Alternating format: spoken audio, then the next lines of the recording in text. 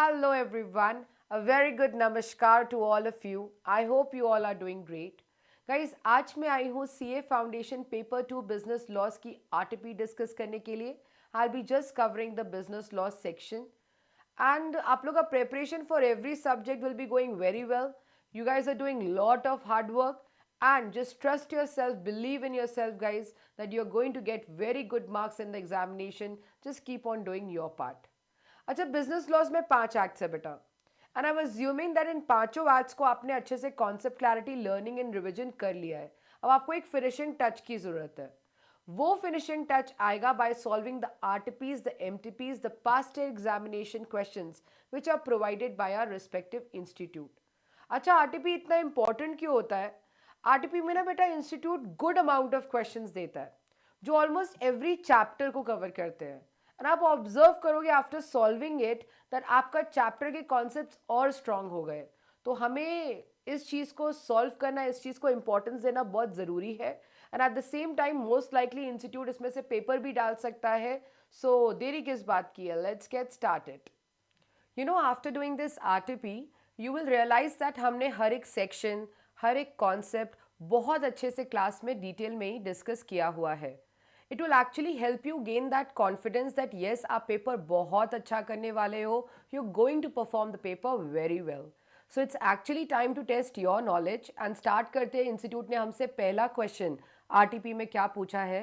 So the first question is that mister Y एक devotee हैं and वो एक एलिफेंट डोनेट करना चाहते हैं टेम्पल को as a core part of ritual worship.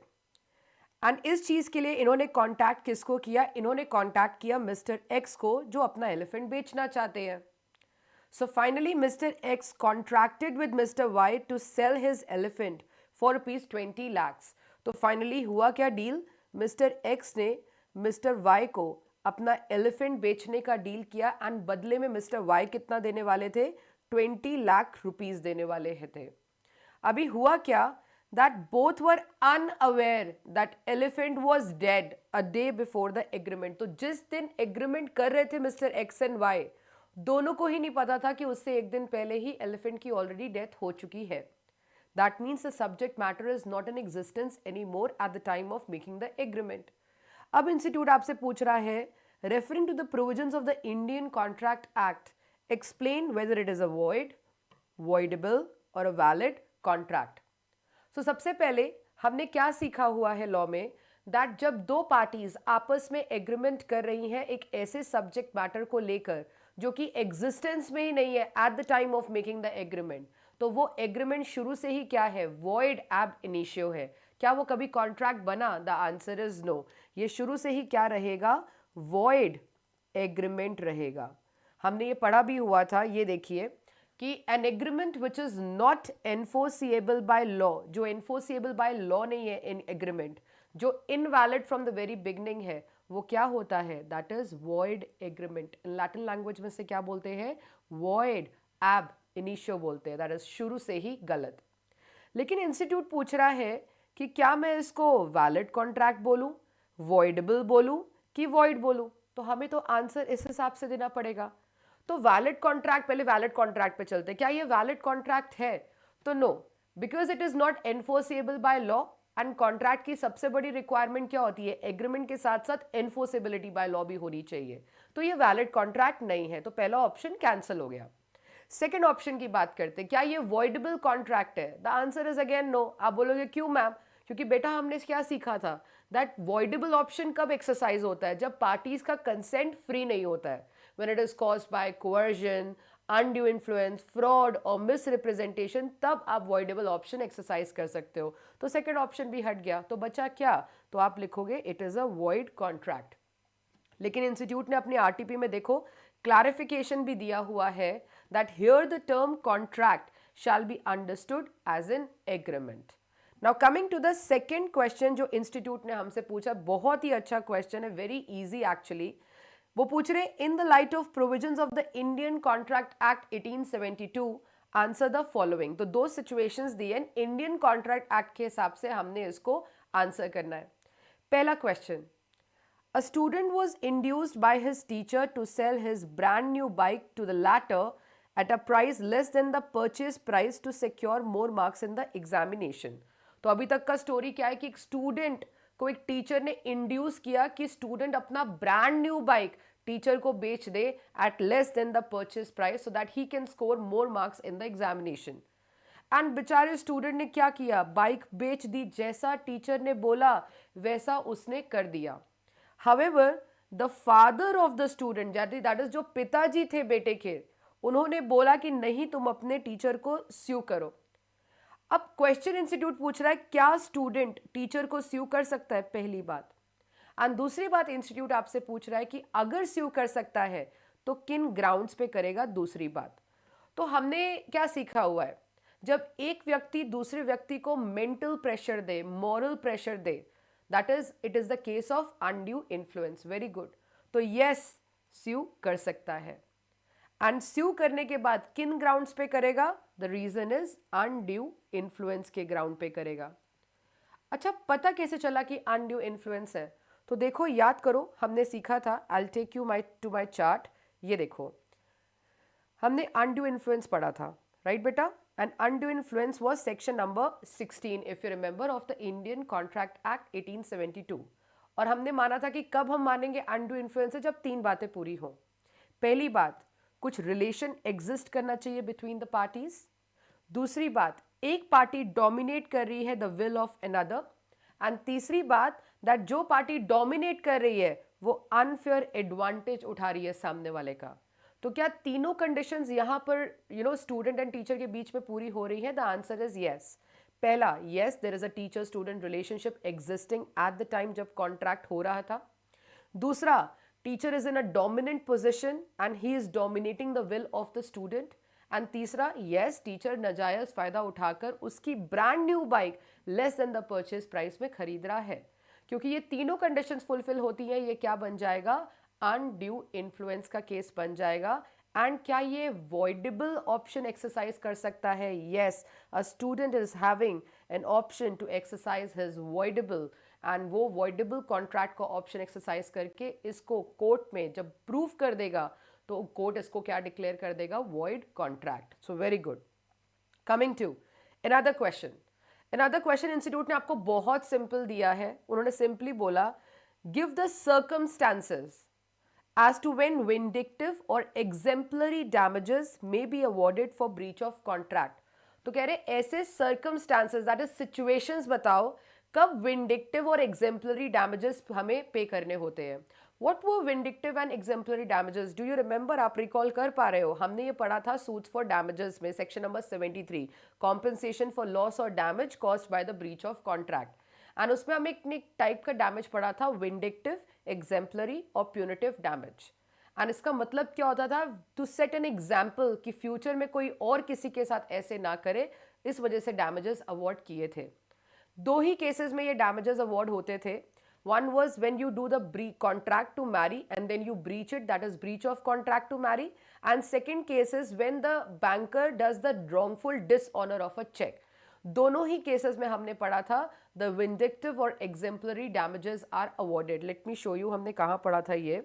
हमने पढ़ा था बेटा इसमें, ये देखो, हमने ये टाइप्स ऑफ डैमेजेस पढ़े थे, देखो काइंड्स ऑफ डैमेजेस, एंड इसमें ये वाले डैमेजेस का इस पे इंस्टीट्यूट ने क्वेश्चन पूछा. आप देख रहे हो, आपको चार्ट में ही आंसर मिल रहा है, आपको कहीं पर भी देखने की ज़रूरत नहीं है. The answer is in front of your self. अब यहाँ देखो, vindictive, exemplary and punitive damages, कुछ भी बोलो, such damages are awarded with an aim to punish the wrongdoer. किन circumstances में ये damages award होते हैं, जो circumstance institute ने पूछा आपसे? पहला, when there is a breach of contract to marry, and number two, when there is a wrongful dishonor of a check by the banker. So can we do this question easily? Yes, you can do it very easily. Coming to another question. Another question जो हमसे institute पूछ रहा है, that is question number 3. Karan agreed to purchase wooden table for his study room from Mr. X. तो करण ने deal किया mister x के साथ, वो अपने स्टडी टेबल के लिए वुडन टेबल खरीद रहा था स्टडी रूम के लिए.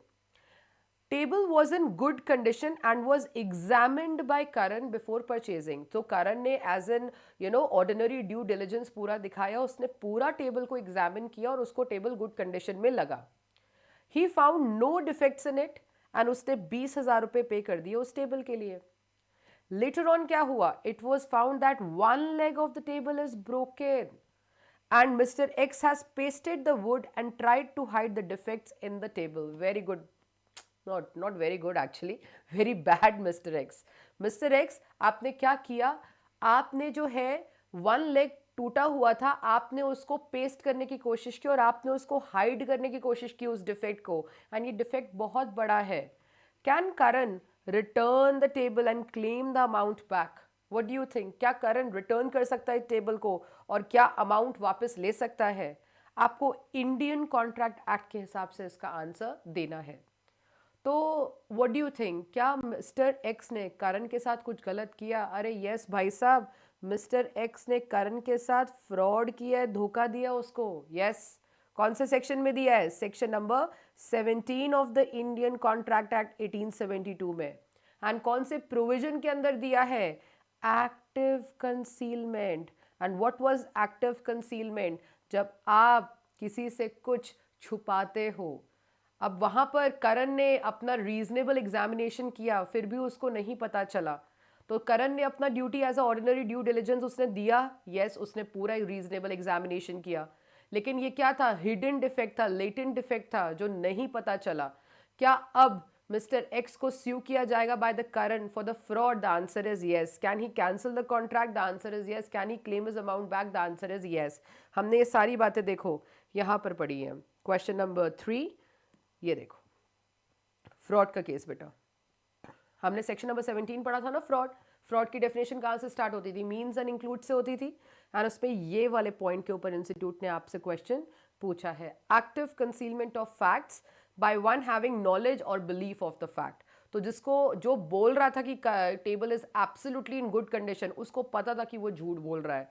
एंड करण ने बेचारे ने रीजनेबल एग्जामिनेशन किया, लेकिन फिर भी उसको पता नहीं लगा. सो करण, आपके साथ हुआ है फ्रॉड, एंड यस, आप सूट फाइल कर कर जो है अपना पैसा वापस ले सकते हो.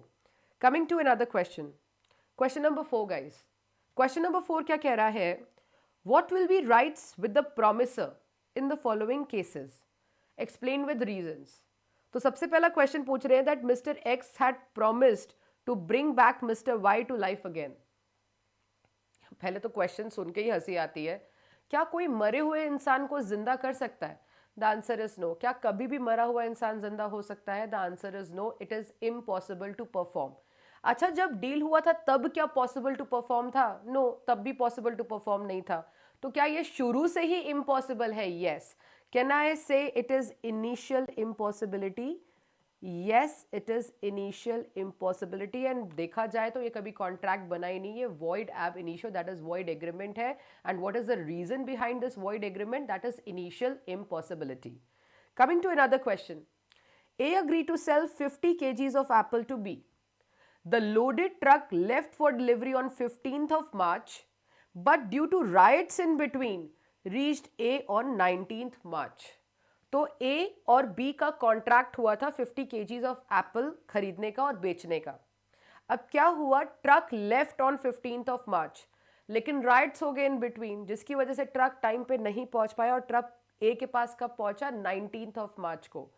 हमने सीखा हुआ है डिलीवरी ऑफ गुड्स के लिए टाइम एसेंशियल होता है ना? क्या हमने सीखा? यस. कौन सा सेक्शन था? Section number 55.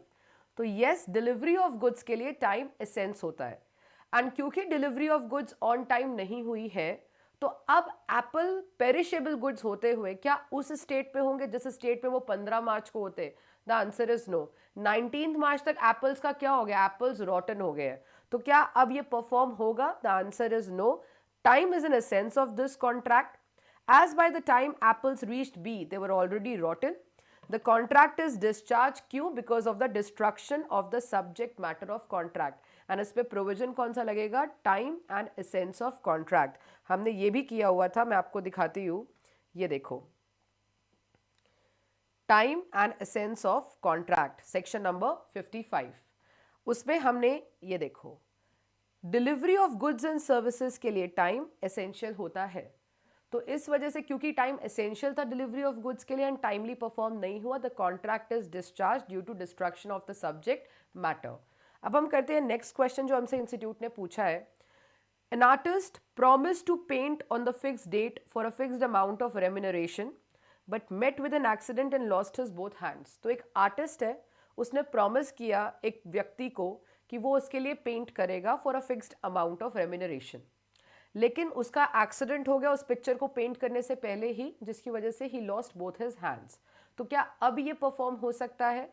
थोड़ा सा दिमाग लगाओ बेटा। इंडियन कॉन्ट्रैक्ट एक्ट में हमने पढ़ा था कि जिन कॉन्ट्रैक्ट्स के अंदर पर्सनल स्किल होता है, पर्सनल कॉन्फिडेंस हो, वो कॉन्ट्रैक्ट सिर्फ और सिर्फ प्रॉमिसर ही परफॉर्म कर सकता है, कोई और व्यक्ति परफॉर्म नहीं कर सकता। क्योंकि ये पेंट करना एक पर्सनल स्किल है जो उसका लीगल रिप्रेजेंटेटिव भी नहीं कर सकता, कोई एजेंट भी नहीं कर सकता, तो ये कॉन्ट्रैक्ट सिर्फ और सिर्फ प्रॉमिसर ही परफॉर्म कर सकता था। And because now promiser is incapable, तो ये कॉन्ट्रैक्ट इम्पॉसिबल टू परफॉर्म हो गया। नाउ सच कॉन्ट्रैक्ट जब बना था तब ये कॉन्ट्रैक्ट था, subsequently impossibility I. You remember supervening impossibility हमने किया था। तो ये है सच contract is of personal nature and hence cannot be performed due to occurrence of an event which results in impossibility of performance of the contract. And the last question जो fourth में last part जो institute ने हमसे पूछा है, that Abhishek entered into contract of import of toys from China। तो अभिषेक है, उसने चाइना में किसी से कॉन्ट्रैक्ट किया इम्पोर्ट ऑफ टॉयज को लेकर, but due to disturbance in the relation of both the countries, दोनों कंट्रीज के रिलेशन इंडिया एंड चाइना के नहीं अच्छे थे, डिस्टर्बेंस चल रही थी due to some reason, then imports from China were banned. तो इंपोर्ट्स फ्रॉम चाइना बैन हो गए। अब वो पूछ रहे बताओ इस कॉन्ट्रैक्ट की वैलिडिटी क्या है, रीजंस बताओ। सो क्या ये कॉन्ट्रैक्ट अब कॉन्ट्रैक्ट रहा? देखो जब बना था तब तो वैलिड कॉन्ट्रैक्ट था, because the relations between the countries were fine and toys को खरीदना और टॉयज को बेचना इज नॉट रॉन्ग हियर। तो ये कॉन्ट्रैक्ट जब बना था तब तो एब्सोल्युटली वैलिड था, लेकिन सब्सिक्वेंटली इसमें क्या हुआ, that relations between the countries were not well. So can I say if the relations with the country between the countries are not well, then that means you're trading with enemy if you perform this kind of contract? The answer is yes. तो ये क्या बन गया? ये अब void contract बन गया। Subsequently illegality की वजह से, supervening impossibility में याद करो एक reason किया था, subsequently illegality कुछ हो जाए। तो this contract is discharged without performance only, and what is the reason it is discharged? Because of subsequent illegality nature of the contract। तो ये हमने सारे ही पॉइंट्स किए हुए थे बहुत अच्छे से। Now coming to question number 5। Question number 5 आपके लिए बहुत इजी क्वेश्चन है। इंस्टीट्यूट ने आपको इतना अच्छा क्वेश्चन दे दिया, you should be happy about it. Though minor is not competent to contract, nothing in the contract prevents him from making the other party bound to the minor. वो कह रहे हैं कि चलो माना माइनर कॉम्पिटेंट टू कॉन्ट्रैक्ट नहीं है, लेकिन क्या कॉन्ट्रैक्ट एक्ट प्रिवेंट्स करता है उसको from making the other party bound to him? So discuss. हमने बहुत अच्छे से सीखा है that yes, agreement with minor is void ab initio, Mohori Bibi versus Dharmodas Ghosh, if you remember. But हमने ये भी सीखा हुआ है कि माइनर प्रॉमिसी हो सकता है। सीखा है कि नहीं सीखा है? यस, एब्सोल्युटली सीखा है। माइनर बेनिफिशियरी हो सकता है, minor partner for the benefits of the partnership के लिए एडमिट हो सकता है, minor can B an agent and अपने एक्ट्स के लिए वो प्रिंसिपल को लाइबल कर सकता है। ये सारी बातें देखो हमने कहाँ पढ़ी हैं। ये क्वेश्चन नंबर 5 इंस्टीट्यूट ने पूछा है। ये देखो क्वेश्चन नंबर 5, ये देखो इफेक्ट ऑफ माइनर्स एग्रीमेंट हमने पढ़ा था, उसमें ये वाला point, minor can B promisee or beneficiary. Although minor is not competent to contract, he cannot be held liable. But minor can accept the benefit and can enforce the contract. For example, हमने करा था if you remember promissory note duly executed in favor of minor। तो कल को due date पे क्या minor पैसे लेने जा सकता है उस promissory note के? The answer is yes। हमने और क्या किया था? ये देखो पार्टनरशिप का पॉइंट किया था कि जनरल रूल माइनर पार्टनर नहीं बन सकता, but exceptional rule minor can be admitted to the benefits of the partnership. और हमने क्या किया था कि माइनर एजेंट हो सकता है और एजेंट की कैपेसिटी में वो हर एक वो काम कर सकता है, एंड एजेंट के एक्ट्स के लिए लाइबल कौन होता है? प्रिंसिपल लाइबल होता है। So yes, minor can not be held liable, we agree on this, but क्या वो दूसरे पार्टी को बाउंड कर सकता है to perform the contract? The answer is yes, he can make the other party bound to the minor. Coming to question number 6. Question number 6 again बहुत अच्छा question है जो इंस्टीट्यूट ने आपसे पूछा है. वो बोल रहे हैं सी बॉट अ बन फ्रॉम द बेकर्स शॉप. तो सी ने बन खरीदा from the baker's shop. The piece of the bun contained a stone in it which broke C's tooth while eating. तो उसमें बन में ना एक स्टोन था जिसकी वजह से सी का टूथ जो है वो टूट गया. अब what are the rights available to the buyer against the seller under the sales of goods act 1930. तो अब इस क्वेश्चन को हमने किस हिसाब से जवाब देना है? सेल्स ऑफ गुड्स एक्ट के हिसाब से. और वो पूछ रहे बताओ भाई बायर का क्या राइट है अगेंस्ट द सेलर. आपने पढ़ा हुआ है कंडीशंस एंड वारंटीज का chapter, and conditions and warranties में आपने पढ़े थे implied conditions and implied warranties. And do you remember there was one implied condition as to wholesomeness जो eatables पे लगता था? Yes, बिल्कुल वही बोल रहे हो. तो यहाँ पर implied condition as to wholesomeness लग जाएगी कि जब आप कोई भी प्रोडक्ट ईटेबल प्रोडक्ट लेते हो वो मर्केंटेबल होना ज़रूरी है, एंड वो जो है ह्यूमन कंजम्पशन के लिए फिट होना बहुत ज़रूरी है. क्या ये बन ह्यूमन कंजम्पशन के लिए फिट था? The answer is no, it was not fit. तो यहाँ पर क्या राइट्स अवेलेबल है? तो वो डेफिनेटली अपना ये वाला right condition as to wholesomeness exercise करके कोर्ट में अपने राइट्स को एक्सरसाइज कर सकता है. एक बार पढ़ते हैं. In the case of eatables and provisions, in addition to the implied condition as to merchantability, there is another implied condition that goods shall be wholesome.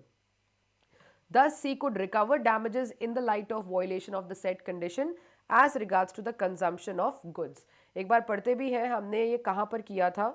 ये देखो बेटा, क्वेश्चन नंबर 6 का पहला पार्ट है ना, ये देखो हमने पढ़ा हुआ है ये सारी implied conditions. देख रहे हो आप ये सारी implied conditions, condition as to title, description, sample as well as description. Answer आया है यहाँ पर condition as to wholesomeness पे. उन्होंने बोला ये सिर्फ ईटेबल्स के केस में एप्लीकेबल होता है, एंड गुड्स जो आप ले रहे हो that should be fit for human consumption. That is goods must be wholesome, free from any defect which renders them unfit for human consumption. So because the bun was not fit for the human consumption, तो implied condition as to wholesomeness के अंदर आप sue करके damages recover कर सकते हो. Another question जो institute पूछ रहा है, A contracts with B to buy 50 chairs of certain quality. B delivers 25 chairs of the type agreed upon. तो A और B के बीच में कॉन्ट्रैक्ट हुआ 50 चेयर्स को लेकर सर्टेन क्वालिटी की. ठीक है, एक पर्टिकुलर क्वालिटी डिफाइन की गई थी. बी भाई साहब ने 25 चेयर्स तो उस क्वालिटी की ही बेची, लेकिन जो 25 चेयर्स दूसरी बेची वो उस क्वालिटी की डिलीवर नहीं हुई. Under the circumstances what are the rights of A against B under the sales of goods act. तो सेल्स ऑफ गुड्स एक्ट के हिसाब से ए के क्या राइट्स है बी के खिलाफ? तो आपने ट्रांसफर ऑफ ओनरशिप के चैप्टर में डिलीवरी के लिए पढ़ा था section number 37 if you remember, that was delivery of wrong quantity. 3 cases उसमें हमने पढ़े थे. क्वांटिटी लेस प्रोवाइड की, सपोज अगर आपने 100 क्विंटल्स ऑर्डर किया है तो पहला केस क्या था कि आपको 90 क्विंटल्स प्रोवाइड हुआ. दूसरा केस था कि आपने 100 क्विंटल्स ऑर्डर किया है लेकिन आपको जो है 110 क्विंटल्स मिल गया, मतलब ज़्यादा डिलीवर हुआ. एंड तीसरा केस था कि हुआ तो आपको 100 क्विंटल्स डिलीवर है, जैसे कि यहाँ पर हुआ तो 50 चेयर्स डिलीवर है लेकिन मिक्स्ड क्वालिटी के हो गए हैं. तो यहाँ पर अब आप क्या करोगे? तो ये तीसरा केस है सेक्शन नंबर 37 का, डिलीवरी ऑफ रॉन्ग क्वांटिटी में. तो यहाँ पर मिस्टर ए आपके पास 2 ऑप्शन है. आप चाहो तो पूरा का पूरा 50 चेयर्स रिजेक्ट कर दो. Yes, you can reject the whole and can send it back. और अगर आप चाहो तो जो आपकी कॉन्ट्रैक्ट की क्वालिटी के हिसाब से है वो आप अपने पास रख लो. Reject the rest of the 25 chairs. So I will read it for you. ये है delivery of different description, that is section number 37. तीसरा केस, where the seller delivers to the buyer the goods he contracted to sell mixed with the goods of different description and not included in the contract. The buyer may accept the goods which are in accordance with the contract and reject the rest or may reject the whole. So, इस case में A के पास option है वो 25 chairs of the type agreed upon accept कर ले and reject कर दे other 25 chairs, या फिर वो चाहे तो सारी की सारी 50 चेयर्स रिजेक्ट कर सकता है. Coming to another question, question number 7. Question number 7 भी बहुत अच्छा है, देखते हैं। Ankit needs a black pen for his exams. आपको भी जरूरत पड़ेगी, हाँ जी। सो यहाँ पर अंकित है, Ankit needs a black pen for his exams. He went to the nearby stationery shop and told the seller for a black pen. तो वो एक नियर बाय स्टेशनरी शॉप पे गया और उसने सेलर को क्या बोला कि मुझे ब्लैक पेन दे दो। Seller gives him a pen saying that it is a black pen, but it was clearly mentioned on the packet of pen that blue ink pen. तो जब अंकित ने सेलर से ब्लैक पेन मांगा तो seller ने black pen देते हुए, pen देते हुए बोला कि ये है ब्लैक पेन, जबकि पैकेट के ऊपर क्या लिखा हुआ था, that it is a blue ink pen. Ankit ने इग्नोर कर दी ये बात जो पैकेट में लिखा है and takes the pen. After reaching his house Ankit finds that the pen is actually a blue pen. तो जब अंकित घर पहुंचा तो उसने देखा कि यार जो पैकेट में लिखा है वही सही है, एक्चुअल में ये ब्लू पेन है, ये ब्लैक पेन तो है ही नहीं है। Now Ankit wants to return the pen with the words that the seller has violated the implied condition of sale by description. पहला क्वेश्चन, क्या अंकित ऐसा कर सकता है as per the sales of goods act 1930? So what do you think? हम दोनों situation analyse करते हैं, सेलर के पॉइंट ऑफ व्यू से भी एंड बायर के पॉइंट ऑफ व्यू से भी। ठीक है, आई अग्री दैट सेलर ने बोला कि ये ब्लैक पेन है, तो यस जो उसने डिस्क्रिप्शन दिया उसके साथ पेन कॉरेस्पॉन्ड नहीं कर रहा है, राइट। एंड हमने सीखा हुआ है implied condition as to sale by description में दैट जो डिस्क्रिप्शन सेलर देता है उसके साथ बल्क कॉरेस्पॉन्ड करना जरूरी है। तो यहाँ पर जो हमें प्रोडक्ट मिला दैट इज पेन, वो कॉरेस्पॉन्ड करना जरूरी है विद द डिस्क्रिप्शन। तो yes there is a breach of implied condition. पर एट द सेम टाइम अगर आप थोड़ा सा कैविएट एम्प्टर लगाओ तो भाई साहब अंकित आपकी भी तो ड्यूटी बनती है ना कि आप रीजनेबल एग्जामिनेशन करो कि जो लिखा ब्लू इंक पेन है तो आप पढ़ो तो सही ना उसको। आपने पढ़ने के बाद अगर इग्नोर कर दिया या फिर पढ़ा ही नहीं तो आपकी भी तो गलती है ना।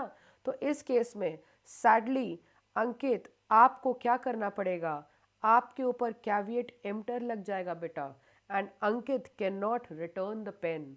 Caveat emptor, if you remember the provision हमने देखो किया था क्वेश्चन नंबर 7। ये देखो हमने कैविएट एम्प्टर किया था। कैविएट एम्प्टर में हमने क्या किया था, that caveat means buyer beware and emptor means buyer, and caveat emptor means let the buyer beware. It is not the duty of the seller to disclose the defects in goods or make inquiries about buyer's need. Buyer must make proper selection of goods, and how he would have done the proper selection here? जब उसने due diligence दिखाया होता and reasonable examination of the goods किया होता। Defective buyer cannot hold seller liable. So I'm so sorry Ankit, you are a defective buyer बेटा, and because you are a defective buyer आप जो है seller को liable नहीं कर सकते हो। सो हम यहाँ पर क्या कर रहे हैं, Ankit you can not return the pen because आपके ऊपर क्या लग गया, कैविएट एम्प्टर लग गया। Coming to question number 8, Akansh purchased a television set from Jethalal the owner of Gada Electronics on the condition that first 3 days he will check its quality and if satisfied he will pay for that, otherwise he will return the television set. तो आकांश and Jethalal के बीच में contract हुआ। क्या contract हुआ कि आकांश television set Jethalal से लेकर जाएगा फ्रॉम गदा इलेक्ट्रॉनिक्स, 3 दिन अपने पास रखेगा, 3 days गाइज वो अपने पास रखेगा। अगर तो उसको पसंद आ गया टेलीविजन तो वो समझ लेगा कि डील हो गई, पर अगर उसको पसंद नहीं आया तो वो क्या कर देगा, रिटर्न कर देगा। पसंद आएगा तो पे कर देगा, नहीं पसंद आया तो रिटर्न कर देगा। सेकेंड डे देख रहे हो, दूसरे ही दिन television set was spoiled due to an earthquake. Television set spoil हो गया due to earthquake. Jethalal demand the price of television set from Akansh. अब क्वेश्चन इंस्टीट्यूट पूछ रहा है क्या Akansh is liable to pay the price under the sales of goods act, पहला क्वेश्चन। And second, who will ultimately bear the loss. तो इस पे बहुत अच्छा इंस्टीट्यूट का आई थिंक ये फेवरेट सेक्शन भी है सेल्स ऑफ गुड्स एक्ट में। इंस्टीट्यूट पूछ रहा है section number 24, and what was section number 24, goods Saint on approval और रिटर्न बेसिस। जब आप सेल कर रहे हो ऑन अप्रूवल और रिटर्न बेसिस, उसमें 3 कंडीशंस में प्रॉपर्टी इन गुड्स पास होती थी। प्रॉपर्टी का मतलब क्या होता था बेटा, प्रॉपर्टी का मतलब होता था ओनरशिप। एंड 3 केसेस में ओनरशिप पास होती थी कि जब सेलर ने बायर को गुड्स दिए और बायर ने क्या कर दिया, अप्रूवल भेज दिया, पहला केस एक्सेप्टेंस दे दी, तब माना जाएगा property. The moment buyer gives the acceptance, the property gets goods transfers from seller to buyer. दूसरा केस हमने क्या पढ़ा था कि वो रिटेंशन ऑफ गुड्स कर ले। रिटेंशन ऑफ गुड्स का मतलब क्या था कि जो टाइम पीरियड स्पेसिफाइड है अगर उससे बियॉन्ड वो रिटेन कर ले, तो चाहे उसने अप्रूवल या एक्सेप्टेंस नहीं भेजा लेकिन फिर भी the property in goods has been transfer to the buyer. तो जब 3 डेज यहां पर एक्सपायर हो जाए और आकांक्ष ने कोई जवाब नहीं दिया, तो जेठालाल आप ये समझो आपकी सेल हो चुकी है and ownership to the Akanksh has been transferred. तीसरा केस हमने क्या पढ़ा था इसमें, that was adopting the transaction, कि जब बायर ने ट्रांजैक्शन अडॉप्ट कर लिया। और कैसे पता चला, जब उसने कोई ऐसा कंडक्ट दिखाया जैसे कि उसने सेल कर दिया किसी को आगे, या फिर किसी को प्लेज कर दिया, दैट इज गिरवी रख दिया वही गुड्स। तो अगर आकांक्ष ने किसी को टेलीविजन सेट गिरवी रख दिया होता या फिर किसी को आगे थर्ड पार्टी को बेच दिया होता, तब भी मानते कि जेठालाल से ओनरशिप ट्रांसफर हो गया आकांक्ष के पास।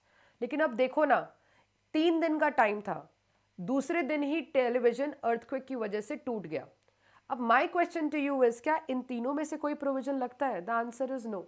ना ही अप्रूवल मिला था, ना ही आकांक्ष का कॉल आया था, ना ही टाइम पीरियड एक्सपायर हुआ था। 3 डेज एक्सपायर कहाँ हुए थे, सेकेंड डे ये काम हो गया। एंड ना ही आकांक्ष ने कोई सेल की थी टू द थर्ड पार्टी या प्लेज किया था to the third party, because तीनों में से कोई कंडीशन पूरी नहीं हुई है, तो ओनरशिप ट्रांसफर टू आकांक्ष नहीं हुई। And because ownership has not been transfer to the buyer, तो हमने सेक्शन नंबर 26 में भी तो पढ़ा हुआ है, risk passes with property, risk passes with ownership, risk follows ownership. तो जब ओनरशिप ही नहीं मिली तो रिस्क भी नहीं मिला। तो रिस्क किसका है? जेठालाल जी का है। हाँ जी। तो क्या लॉस भी जेठालाल जी बेयर करेंगे? यस। क्या आकांक्ष को पैसे देने पड़ेंगे? द आंसर इज नो, आकांक्ष को पैसे नहीं देने पड़ेंगे। जेठालाल जी, आप वो व्यक्ति हो जो ultimately will bear the loss, because you are still the owner of the goods. क्योंकि ना ही आकांक्ष ने अप्रूवल एक्सेप्टेंस किया, ना ही आकांक्ष ने retention beyond the specified period किया, एंड ना ही आकांक्ष ने अडॉप्शन ऑफ द ट्रांजैक्शन किया। एंड इस केस में तो कोई फॉल्ट ऑफ सेलर या बायर भी नहीं है, इसलिए seller will ultimately bear the loss. Coming to question number 9. Question number 9 is a direct theory question, very easy question. When can an unpaid seller of goods exercise his right of lien over the goods under the Sales of Goods Act? तो unpaid seller of goods कब right of lien exercise कर सकता है over the goods? दूसरा question, can he exercise his right of lien even if the property, that is ownership in goods, has passed to the buyer? तीसरा question, when such a right is terminated, कब right to lien terminate होगा? And चौथा question, can he exercise his right even after he has obtained a decree for the price of the goods from the court? तो इतने सारे questions हैं, तो one by one हम answer करते हैं। पहला question, क्या unpaid seller of goods right of lien exercise कर सकता है? कब कर सकता है? तो जब वो अनपेड होगा, जब उसके पास उसको पेमेंट नहीं मिली, आइदर होल और पार्ट पेमेंट नहीं मिली, या फिर अगर नेगोशिएबल इंस्ट्रूमेंट मिला था वो डिसऑनर हो गया था, तो वो क्या बन गया? Unpaid seller. एंड वो अपना ये राइट एक्सरसाइज कब कर पाएगा? जब उसके पास पोजेशन ऑफ गुड्स होगा। So if he is having the possession of the goods, he will be able to retain those goods. Second question ये पूछ रहे हैं, क्या वो राइट ऑफ लियन एक्सरसाइज कर सकता है even if the ownership has been transfer to the buyer? The answer is yes. देखो, हमने ये बात पढ़ी हुई थी, क्वेश्चन नंबर 9 है ना, ये देखो हमने ये बात पढ़ी हुई थी, चाहे प्रॉपर्टी इन गुड्स पास हुई हो टू द बायर, चाहे property in goods not pass to the buyer, seller जो अनपेड है उसके पास राइट टू लियन दोनों ही केस में है, चाहे ओनरशिप ट्रांसफर हुई हो चाहे ओनरशिप ट्रांसफर नहीं हुई हो। एंड वो अनपेड सेलर कब बनता है? जब या तो उसकी होल पेमेंट नहीं हुई है, या फिर पार्ट पेमेंट नहीं हुई है, या फिर नेगोशिएबल इंस्ट्रूमेंट मिला था और वो डिसऑनर हो गया। तो बेचारा अनपेड सेलर क्या राइट टू लियन एक्सरसाइज कर सकता है? यस, अगर उसके पास पोजेशन ऑफ गुड्स हो। अनदर क्वेश्चन इंस्टीट्यूट पूछ रहा है इसी में कि कब राइट ऑफ लियन एक्सरसाइज होता है एंड कब टर्मिनेट होता है। तो सेलर, आपके पास गुड्स का अगर पोजेशन है तो आप राइट टू लियन कब एक्सरसाइज कर सकते हो? पहला, जब आपने गुड्स सोल्ड किए थे विदाउट क्रेडिट, आपने उधारी पे गुड्स नहीं बेचे थे और क्योंकि पेमेंट नहीं आई आपने राइट टू लियन एक्सरसाइज कर लिया। दूसरा, गुड्स आपने उधार पे ही बेचे थे, सपोज करो 15 दिन के उधार पे बेचे थे और 15 दिन एक्सपायर हो गए और अभी तक बायर सेलर की पेमेंट करने नहीं आया, तो credit period has expired. So seller you can exercise the right to lien if you are having the possession of the goods. या फिर तीसरा केस, बायर इनसॉल्वेंट हो जाए. द मोमेंट बायर इंसॉल्वेंट होता है और सेलर को पता चल गया और उसके पास पोजेशन है, he can exercise the right to lien. So 3 cases में राइट टू लियन एक्सरसाइज हो सकता है. हमने पढ़ा हुआ है sellers lien. First case when it is sold without credit, second when it is sold on credit and the credit period has expired, and third when the buyer became insolvent. अब आ रहे क्वेश्चन अनदर जो institute ने पूछा है कि कब right to लियन terminate होगा. तो इफ यू रिमेंबर, अगर सेलर ने बायर को खुद या उसके एजेंट को खुद अपने आप गुड्स दे दिए और लीगली बायर ने वो गुड्स लेकर चला गया, तो क्या seller parted with the possession of the goods? The answer is yes. The moment seller parts with the possession of the goods, क्या राइट टू लियन लॉस्ट हो जाता है? The answer is yes. या फिर सेलर ने क्या किया, वो अनपेड सेलर था और उसने कैरियर या बेली को गुड्स पकड़ा दिए. द मोमेंट उसने कैरियर या बेली को गुड्स पकड़ा दिए, तो क्या वो इन ट्रांजिट गुड्स हो गए? यस. द मोमेंट आप गुड्स ट्रांजिट में देते हो या कैरियर या बेली जिसको देते हो, क्या राइट टू लियन वहीं खत्म हो जाता है? यस, राइट टू लियन वहीं खत्म हो जाता है. या फिर आपने खुद सिंपली वेव ऑफ कर दिया कि चलो बायर कोई नहीं, आप जब आपका मन करे आप पैसे दे देना. सो ये सारे केसेस में क्या हो जाता है? टर्मिनेशन ऑफ लियन हो जाता है. अब इंस्टीट्यूट क्वेश्चन पूछ रहा है, can he exercise his right even after he has obtained a decree for the price of goods from the court? What do you mean by decree here? Here decree means favorable decision. कि अगर court ने seller को उसके favour में decision दे दिया कि yes आपको payment मिलनी चाहिए, अब ये कोर्ट ने जैसे ही ऑर्डर दिया, क्या अब वो बायर को गुड्स दे सकता है और राइट टू लियन खत्म हो जाएगा? The answer is no. Seller की मर्जी है. सेलर अगर फिर भी गुड्स को रिटेन करके रखता है कि जब तक कोर्ट का ऑर्डर बायर फुलफिल नहीं कर देता तब तक मैं गुड्स नहीं देने वाला, so he can still exercise the right to lien. So this was question number 9 and it was very easy question. Ab coming to question number 10. Question number 10 is, Mohan, Sohan and Rohan are partners in the firm Messrs Mozoro and Company. They admitted Bohan as nominal partner, and on agreement between all the partners, Bohan is not entitled to share profits in the firm. तो अभी तक का situation क्या है? मोहन, सोहन, रोहन एक partnership firm मोजोरो and company के partners हैं. उन तीनों ने अपनी आपसी सहमति से बोहन को as a nominal partner add किया और उन्होंने एग्रीमेंट में ये भी डिसाइड किया कि बोहन कोई भी profits in the firm share नहीं करेगा. Now after some time, a creditor Karan filed a suit against Bohan for recovery of his debt. तो कुछ टाइम के बाद एक फर्म का क्रेडिटर होगा मिस्टर करण, उसने डायरेक्टली किसके खिलाफ केस फाइल किया? बोहन के खिलाफ केस फाइल किया और उसको बोला पैसे दो. Bohan denied for same as he is just a nominal partner and he is not liable for the debts of the firm and Karan should claim his dues from the other partners. तो Bohn क्या कहता कि देख भाई, मैं तो एक nominal partner हूं, मैं इसके लिए लायबल नहीं होता, तो दूसरे पार्टनर्स को, दैट इज मोहन, सोहन, रोहन को केस के खिलाफ, उनके खिलाफ केस कर और उनसे पैसे को रिकवर करो. Taking into account the provisions of the partnership act, क्या बोहन लायबल है फॉर द ड्यूज ऑफ करण? पहला क्वेश्चन. एंड दूसरा question, in case Karan has filed the suit against the firm, क्या बोहन लायबल होगा? तो सबसे पहले प्रोविजन पे चलते हैं. हमने प्रोविजन क्या पढ़ा था? टाइप्स ऑफ पार्टनर में एक नॉमिनल पार्टनर था and who used to be the nominal partner? The one who lends the name to the firm.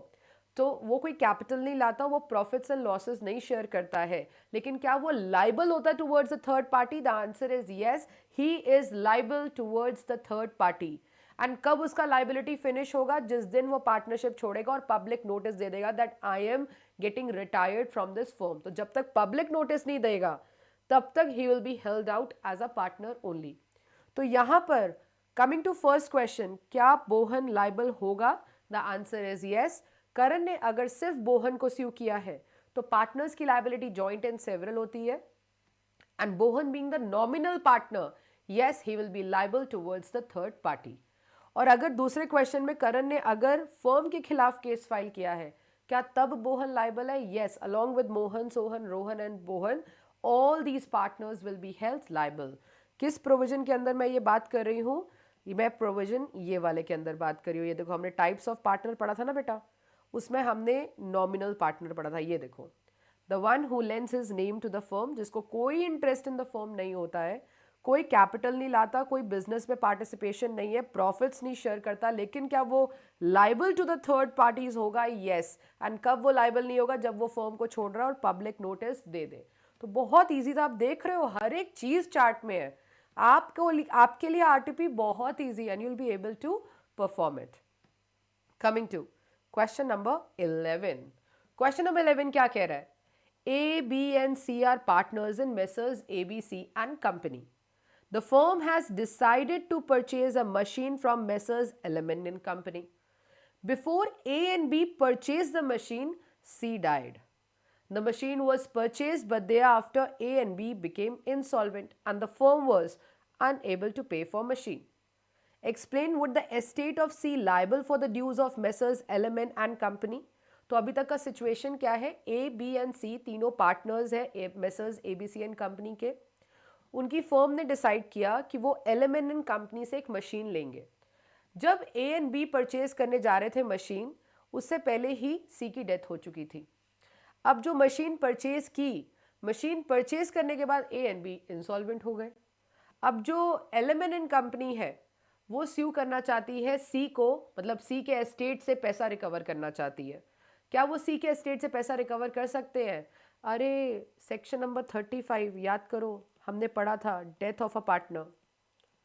And death of a partner में हमने क्या पढ़ा था कि जब एक पार्टनर की डेथ होती है, उसकी डेथ से पहले जितने कॉन्ट्रैक्ट्स उसने किए उसके लिए उसका एस्टेट लायबल है, लेकिन उसकी डेथ के बाद अगर कोई कॉन्ट्रैक्ट्स हुए हैं, कुछ परफॉर्मेंसेज हुई हैं, उसके लिए उसका एस्टेट लायबल नहीं है। क्या डिसीज्ड पार्टनर को पब्लिक नोटिस देना जरूरी है? The answer is no. Deceased partner को पब्लिक नोटिस भी देना जरूरी नहीं है। क्या हमने ये क्वेश्चन किया था? यस, बिल्कुल किया था। ये देखो बेटा, क्वेश्चन नंबर 11 हमने ये देखा था, introduction of a partner, retirement of a partner, expulsion, ये सब कुछ किया है। इसमें ये वाला प्रोविजन है, death of a partner. And death of a partner में estate of deceased partner is liable only for acts done when deceased was a partner। जब deceased person was a partner, उन acts के लिए उसका estate liable है, but estate liable नहीं होगा for all the acts of the firm which are made after his death। क्या उसको public notice देनी पड़ती है? No public notice is required to terminate the liability of the deceased partner। so हमने ये भी question बहुत अच्छे से किया है एंड बहुत इजी एंड स्कोरिंग है। आप ज़रूर इसको अच्छे से परफॉर्म करोगे अगर ऐसा क्वेश्चन आपको इस अटेम्प्ट में आ जाता है। Coming to last question, question number 12, not last question, question number 12। G, I and S were friends and they decided to form a partnership firm and trade in a particular type of chemicals. Now after 3 years of partnership, a law has passed which banned the trading of such chemicals। क्या situation है? जी, I and S friends हैं और उन्होंने एक partnership firm बनाई and वो एक particular type of chemical में ट्रेड करने के लिए उन्होंने पार्टनरशिप फर्म बनाई थी। पार्टनरशिप फर्म 3 साल बहुत अच्छी चली, उसके बाद सरकार का ऑर्डर आ गया कि उन्होंने इस टाइप के केमिकल को बैन कर दिया है। Now as per the provisions of the act, can G, I and S still continue the partnership और will their partnership firm get dissolve? So what do you think, क्या still वो continue कर सकते हैं कि डिसॉल्व हो जाएगी? If you remember, क्योंकि ये एक पर्टिकुलर टाइप ऑफ केमिकल के लिए ही पार्टनरशिप फर्म बनी थी एंड वो केमिकल ही बैन हो गया, दैट मीन्स फर्म का कोई बिजनेस नहीं रहा। क्या ऑटोमेटिकली कंपल्सरी डिसोल्यूशन हो जाएगा? हाँ जी बेटा, कंपल्सरी डिसोल्यूशन हो जाएगा। And compulsory dissolution section number 41 में 2 केसेस में होता था, हमने पढ़ा था, याद करो, कि जब ऑब्जेक्ट जिसके लिए पार्टनरशिप फर्म बनी थी वही अनलॉफुल हो जाए, या फिर सारे पार्टनर्स इंसॉल्वेंट हो जाए, या फिर सारे पार्टनर्स एक्सेप्ट वन इंसॉल्वेंट हो जाए। तो यहां पर कौन सा केस है कंपल्सरी डिसोल्यूशन में? जिस चीज के लिए आपने पार्टनरशिप खोली थी, that is the object, the business, वही क्या हो गया? अनलॉफुल हो गया। ये देखो क्वेश्चन नंबर 12, क्वेश्चन नंबर 12 में हमने पढ़ा था कंपल्सरी डिसोल्यूशन, जिसमें कोर्ट की भी इंटरवेंशन की जरूरत नहीं है। 2 केसेस में था, इंसॉल्वेंसी ऑफ ऑल पार्टनर्स या फिर ऑब्जेक्ट बिकमिंग अनलॉफुल। तो क्या हम ये भी क्वेश्चन कर सकते हैं? यस, बिल्कुल कर सकते हैं। Coming to another question, question number 13, again a very easy question. What is the procedure for maintenance of books of accounts or other records and audit of the LLP under the LLP Act 2008? तो पूछ रहे हैं, how do you maintain the books of accounts and other records and audit of the limited liability partnership.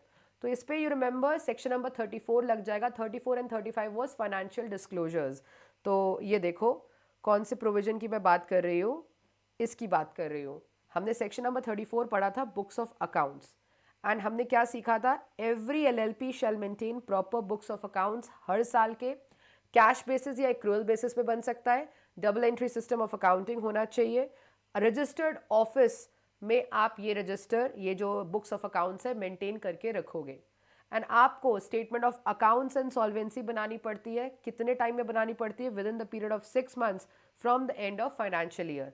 And क्या designated partners के signature भी होने चाहिए? Yes. And this statement is filed with the registrar. And अगर registrar को आप file कर रहे हो तो प्रिस्क्राइब फॉर्म एंड मैनर में करोगे। अच्छा, क्या इन एलएलपी के अकाउंट्स की ऑडिटिंग होना भी जरूरी है? The answer is yes, it is compulsory to be audited. लेकिन सेंट्रल गवर्नमेंट चाहे तो वो कुछ क्लास या क्लासेस ऑफ एलएलपी को अगर एग्जेम्प्ट करती है इस रिक्वायरमेंट से, तो उस एलएलपी को ऑडिट करवाने की जरूरत नहीं है। लेकिन क्या with in 6 months statement of accounts and solvency बनाने पड़ेंगे? यस। क्या कैश एंड एक्रूअल बेसिस पे बुक्स ऑफ अकाउंट्स बनाने पड़ेंगे? यस। लेकिन ऑडिटिंग अगर आपको एग्जेम्प्ट की हुई है भारत सरकार ने, तो आपको ऑडिटिंग कराने की जरूरत नहीं है। तो क्या हमें ये क्वेश्चन भी आता था? हाँ जी, हमें ये क्वेश्चन भी आता है। आप देख रहे हो, देखो इंस्टीट्यूट का आंसर और मेरे चार्ट में देखो, maintain proper books of accounts पढ़ा हमने अभी, कैश बेसिस एक्रूअल बेसिस अभी पढ़ा, double entry system of accounting अभी पढ़ा, maintain the same at registered office अभी पढ़ा, 6 months में मेंटेन करना पड़ता है, उसके बाद डेजिग्नेटेड पार्टनर्स का साइन होना चाहिए। Everything is there, you just need to answer it. सिर्फ पढ़ना शुरू करो। आपने तो अभी तक बहुत अच्छे से तैयारी कर ली होगी, आप तो बैक टू बैक रिविजन्स कर रहे होगे, आई नो दैट। चलो नेक्स्ट क्वेश्चन स्टार्ट करते हैं। अ transport company wanted to obtain licenses for its vehicles but could not obtain licenses if applied in its own name। तो एक ट्रांसपोर्ट कंपनी है, उसको अपने व्हीकल्स के लिए लाइसेंसेस चाहिए थे, लेकिन वो अपने नाम पे लाइसेंस नहीं ले पा रही थी। डेफिनेटली उसको लाइसेंसिंग कंपनी ने बैन किया होगा, कुछ रीजंस होंगे। It therefore formed a subsidiary company. तो ट्रांसपोर्ट कंपनी ने क्या किया? सब्सिडरी कंपनी बनाई, और सब्सिडरी कंपनी के नाम से application भिजवाई in the name of subsidiary. The vehicles were to be transferred to the subsidiary company. So vehicles transfer कर दिए subsidiary company को। Will the parent and the subsidiary company be treated as separate commercial units? पहला question, and explain this in the light of the provisions of the Companies Act. So आपको याद हो, हमने एक concept पढ़ा था corporate veil, and दूसरा concept पढ़ा था lifting of corporate veil. And lifting of corporate veil में हमने पढ़ा था when a subsidiary is formed to just act as an agent। तो यहाँ पर होल्डिंग क्या हो गया? जस्ट एक प्रिंसिपल बन गया। तो यहाँ पर हम इसको सेपरेट लीगल एंटिटी नहीं मानेंगे, and the corporate veil will be lifted. तो क्या यहाँ पर हम इनको सेपरेट मानेंगे? The answer is no. ये भी क्वेश्चन हमने किया था। ये देखो बेटा, क्वेश्चन नंबर 14 हमने कॉर्पोरेट वेल किया था, व्हाट इज कॉर्पोरेट वेल, और हमने ये सीखा था कि जब तक ऑनेस्ट यूज हो रहा है तब तक separate legal entity concept is maintained, but जहां पर डिसऑनेस्ट या फ्रॉडुलेंट यूज होगा तो क्या होगा? लिफ्टिंग ऑफ कॉर्पोरेट वेल किया जाएगा। एंड इस पे आपने एक केस लॉ भी किया था if you remember, and that case law जो था वो था, ये देखो बेटा, ये देखो, merchandise transport limited versus British transport commission. तो हमने ये पॉइंट भी बहुत अच्छे से किया हुआ है। अब coming to question number 15। Question number 15 institute ने सेम कॉर्पोरेट वेल पे ही दिया हुआ है, that ABC private limited has been overstating expenditures in their profit and loss account for the past few years. On inquiry it was found that mere purpose was to avoid tax. तो ABC private limited एक private company है, और वो क्या कर रही है? वो अपने एक्सपेंडिचर्स ज़्यादा दिखा रही है P&L अकाउंट में।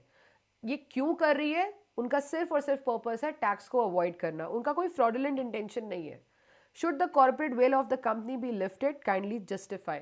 यस, ऑब्वियसली हमें लिफ्ट करना पड़ेगा, क्योंकि ये again lifting of corporate veil कब होता है? जब कोई प्रोटेक्शन ऑफ रेवेन्यू कर रहा हो, जब कोई इवेजन ऑफ टैक्स कर रहा हो, जब कोई ट्राई कर रहा हो to circumvent the tax. If you remember sir Dinshaw Maneckji पेटेड, उसके ऊपर हमने केस लॉ भी किया था, जुगीलाल वाला केस लॉ भी किया था हमने। तो यहाँ पर yes, the corporate veil will be lifted. Again, answer देखो, ये प्रोटेक्शन ऑफ रेवेन्यू पे ये सर दिनशॉ मानक जी का क्वेश्चन किया था ना, तो यहाँ पर प्रोटेक्शन ऑफ रेवेन्यू बोलो या फिर इवेडिंग टैक्स बोलो, कुछ भी बोल सकते हो आप, सर्कमवेंट टैक्स बोलो, हमने ये वाला प्रोविजन लिखना है इसमें. तो yes, corporate veil will be lifted. Coming to question number 16. The question number 16 again, it's a very easy question. A company registered under section 8 has been consistently making profits for the past 5 years after a major change in the management structure. तो section 8 company, what is section 8 company? जल्दी से बताओ. Section 8 company was an association, not for profit, not for profit organizations भी बोलते हैं हम. तो ये जो NPO है, ये कंसिस्टेंटली प्रॉफिट्स कमा रही है पिछले 5 सालों से, क्योंकि उनकी मैनेजमेंट बहुत अच्छी होगी, कुछ चेंजेस किए होंगे मैनेजमेंट स्ट्रक्चर की वजह से, लगातार 5 साल से प्रॉफिट्स कमा रही है. अभी हुआ क्या, few members contended that they are entitled to receive dividends. तो क्योंकि इतना अच्छा काम चल रहा था, प्रॉफिट्स कमा रहे थे, तो कंपनी के कुछ मेंबर्स कहते कि देखो हमको डिविडेंड चाहिए, हमें डिविडेंड मिलना चाहिए. Can the company distribute dividend? पहला question. If yes, what is the maximum percentage of dividend that can be distributed as per the provisions? Tisra, also discuss this along with other regular matters the company kept at a general meeting by giving only 14 days notice. Is this valid? So 3 questions institute is asking us. So let's answer the first question. क्या section 8 company dividend distribute कर सकती है? The answer is no. The section 8 companies are prohibited to make the payment of dividend. हमने पढ़ा था 8 subsection 1 में, याद करो 3 conditions थी. Let me show you. कितनी conditions थी? 3 conditions थी. Yes, 3 conditions जिसके basis पे license मिलता था section 8 company को. Object, promotion of some object होना चाहिए, application of profit in the promotion of object होना चाहिए, and it prohibits the payment of dividend to its members. तो पहला क्वेश्चन आंसर हो गया, सेक्शन 8 कंपनी डिविडेंड नहीं डिस्ट्रीब्यूट कर सकती, इवन उसके पास बहुत सारे प्रॉफिट्स हो, वो डिविडेंड डिस्ट्रीब्यूट नहीं कर सकती. तो दूसरा क्वेश्चन तो इंस्टीट्यूट ने बेवकूफ बनाया ना, ताकि आप और कंफ्यूज हो जाओ, बट हमें कंफ्यूज नहीं होना है. वो बोल रहे हैं if yes, what is the maximum percentage? There is no percentage because the section 8 company is prohibited to make the payment of its dividend. तीसरा क्वेश्चन पूछ रहे हैं कि इस चीज़ के साथ साथ वो कुछ और मैटर्स भी डिस्कस करना चाहते थे, जिसकी वजह से उन्होंने जनरल मीटिंग 14 डेज के नोटिस में बुलाई. तो क्या ये हो सकता है? तो बेटा एक्चुअल में क्या होता है, एक कंपनी अपनी हर साल एनुअल जनरल मीटिंग बुलाती है, ठीक है, आप पढ़ोगे इंटर में जाकर. तो एनुअल जनरल मीटिंग बुलाने के लिए आपको नोटिस ऑफ मीटिंग देना होता है, ये भी बात पढ़ोगे आप सेक्शन नंबर 101 में जाकर इंटर में. और वहां पर लिखा हुआ है सेक्शन 101 में कि एक एनुअल जनरल मीटिंग बुलाने के लिए मिनिमम 21 डेज का क्लियर नोटिस आपको मेंबर को देना है. मतलब क्या कि एक मेंबर को 21 दिन पहले ही पता हो जाना चाहिए कि मीटिंग होने वाली है 21 दिन बाद. तो 21 डेज का क्लियर नोटिस देना चाहिए. तो एक एग्जेम्पशन सेक्शन 8 कंपनी को मिली हुई है कि अगर वो 21 दिन का क्लियर नोटिस ना दे के 14 डेज का क्लियर नोटिस भी दे दें, कि उनके मेंबर्स को अगर 14 दिन पहले भी पता चले कि 14 दिन बाद मीटिंग है, तो क्या वो वैलिड है? The answer is yes. अगर ये 21 डेज का नोटिस ना भी दे, ये अगर 14 डेज का नोटिस भी दे दे, तो ये नोटिस वैलिड है. लेकिन क्या दूसरी कंपनी जो सेक्शन 8 कंपनीज, ये सिंपल पब्लिक या प्राइवेट कंपनीज है जो एनपीओज नहीं है, क्या वो 14 दिन का नोटिस दे सकती है? The answer is no. उनको क्लियर 21 डेज का नोटिस देना पड़ता है. So yes, this 14 days notice is also absolutely valid. Now coming to the last question of the RTP, and last question क्या कह रहा है? No limit private company is incorporated as unlimited company. तो no limit private company है and ये कैसे incorporate हुई है? As unlimited company having share capital of rupees 10 lakh.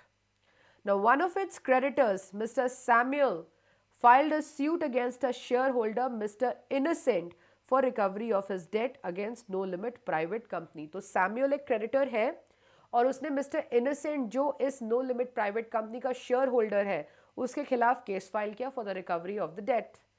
Mister innocent has given his plea. उसने अपनी सफाई में क्या बोला कोर्ट में? That he is not liable as he is just a share holder. Explain whether Mr. Samuel will be successful in recovering his dues from Mr. Innocent. So what do you think? जब unlimited company है तो आपने पढ़ा था 2 clause 92 में that company के member की liability भी क्या होती है? अनलिमिटेड होती है.